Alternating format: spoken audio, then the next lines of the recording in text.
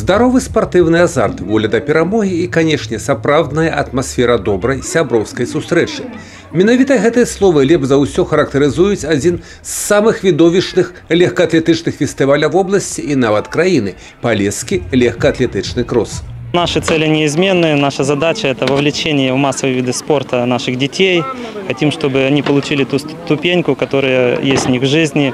А в текущем году у нас это 15-й юбилейный кросс.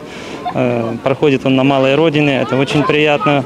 6 узроставых катэгорый, боль за 10 каманд спортсменов Брестской области, а таксама легкоатлетов з іншых областей республики и Украины змагаліся на гэты раз за право быть лепшими на своей дистанции и узроставой категории. Сразу начал вторым бежать, но потом прошло метров 500, и я вошел в лидеры.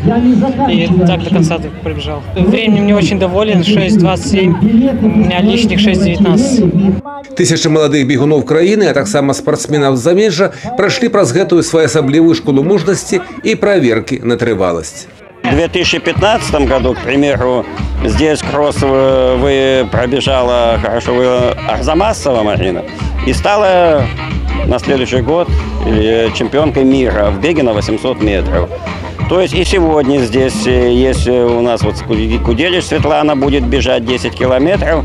Она в командном чемпионате Европы прошлый год в беге на 10 километров командный чемпионат Европы команда выиграла. То есть здесь принимает, то есть престиж и значимость, скажем, достаточно высокая, а для спортсменов Брестской области вдвойне. Сегодня 10 тысяч метров кросс. Это довольно-таки нелегкая дистанция, тем более это кросс. Это очень тяжело, это пересеченная местность, это и трава, и кочки. Но это выносливость, это этап подготовки, и я бы хотела проверить себя сегодня. Першыя іванаўскія старты на адкрытым паветры папярэднічалі рэспубліканскім спаборніцтвам, якія адбудуцца 5 мая ў Мінску. Марыя Кобец, Юрый Печур, Александр Дзяшенко, тэлерадыёкампанія «Брест».